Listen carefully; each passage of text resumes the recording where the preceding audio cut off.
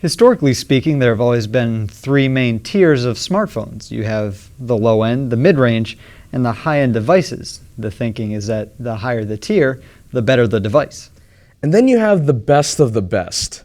These devices have the latest operating systems, chipsets, and build quality. These are known as the flagships, and they're pretty hard to miss.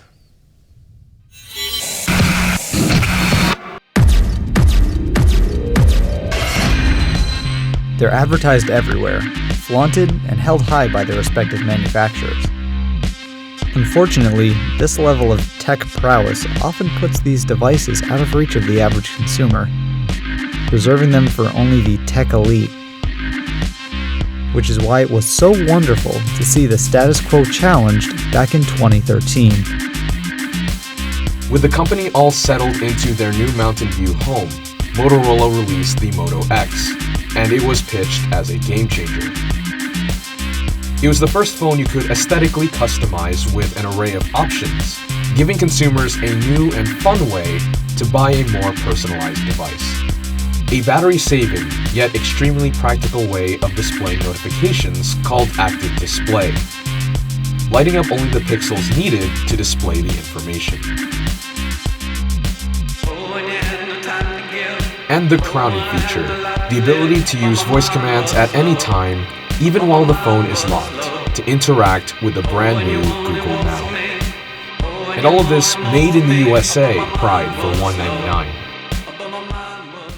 Unfortunately, the Moto X ended up falling a little shy of expectations. In order to keep costs down, Motorola had to cut a few corners. One of those was including a 720p panel. Now, Motorola did say that that's all their consumers would really want, but the fact of the matter still remains that a 1080p panel was becoming the standard at the time for flagships. And the camera and imaging processor, well, together they didn't really create too good of an image, and they were generally unreliable.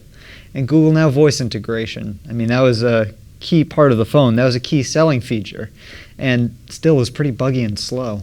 I mean, all things considered, it was a pretty solid first attempt at such a device.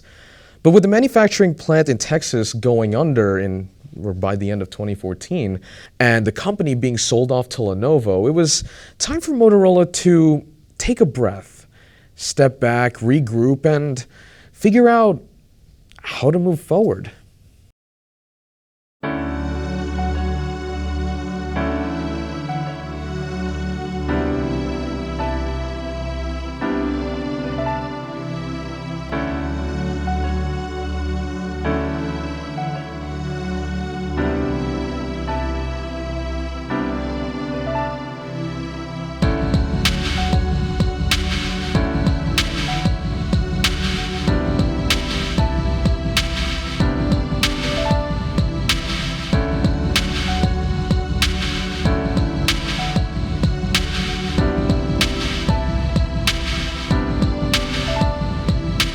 This is the second generation Moto X. Rightfully nicknamed the X2 and X Plus 1, this new device is a brilliant successor to 2013's model. The screen is now bigger, 5.2 inches as opposed to 4.7, and it's housed in a brand new metal skeleton, which ties together an already stellar design. The back is still curved to fit in the hand, and the dimple is now more pronounced.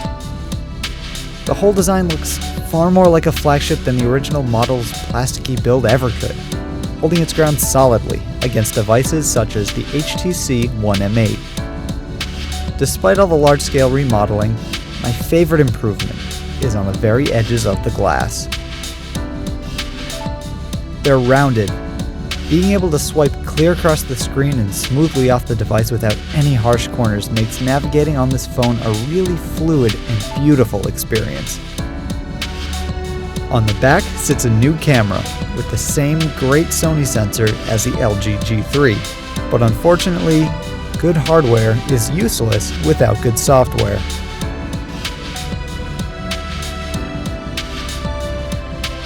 What do you think about the camera? It's the front camera's a front camera, it's horrible, but the back camera, it's kind of grainy and stuff, and like default camera, it's kind of annoying with you can't really choose your focus plane or anything like that, so it's kind of like a hit or miss. If it was a great looking camera, I probably would take more photos. But when you got your X2, was it KitKat or was it? It started KitKat the day I bought it. The second I opened it out of the box, it said update to Lollipop. And with Lollipop, how's the performance been? Really good, really good.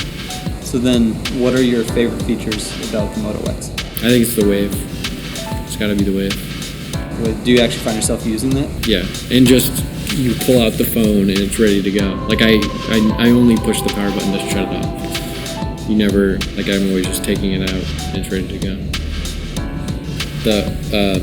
It's always listening without the screen off, which is just an extra step to get to what you want. Where you talk to it, it processes, and then it sends it to Google, and then you have to watch it, type it out into the Google, and then you get what you want. So it takes way longer than it should. I'd rather just type it in or whatever because it's faster.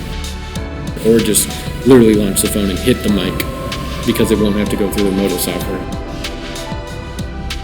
All things considered, the second generation Moto X almost completely accomplishes what the original device set out to do in the first place. Create a solid phone in the mid-range category that holds its own against those in the higher end.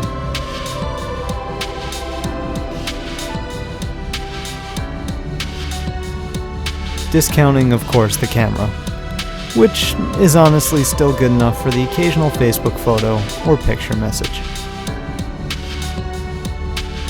So with that in mind, who is this device for? Well, I'd say just about anyone looking for that all-around solid smartphone. As any ex-Moto Blur user or overly skinned Android user will tell you, tweaks to stock Android are often unwelcome hindrances. On this device, though, the tweaks, well, kinda work. Sure, the voice commanding is a bit slow from the lock screen, but it gets the job done, and with a recent update, it's even faster. And it's not like this phone is built for the spec-hungry power users anyways.